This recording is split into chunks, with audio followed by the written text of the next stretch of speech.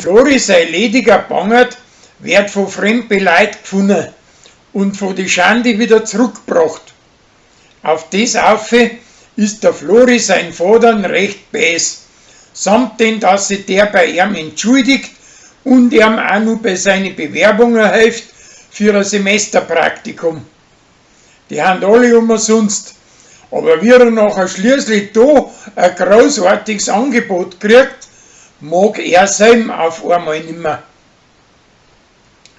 Der Gregor wetteifert mit Hubert, wer das für den seine preisische Tochter die schönen Schultitten bastelt.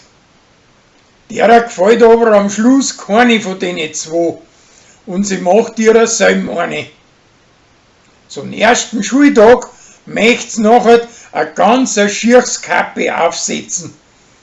Die Mutter möchte ihr das ausreden und das schafft sie nachher schließlich auch, indem dass sie sich selber ein Sechers aufsitzt.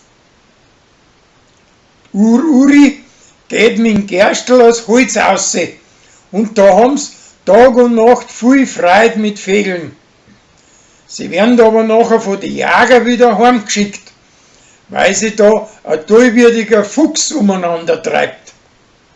Schließlich stellt sich aber raus, dass das schön ein davongelaufener Hund von der Erika seiner Schwester ist.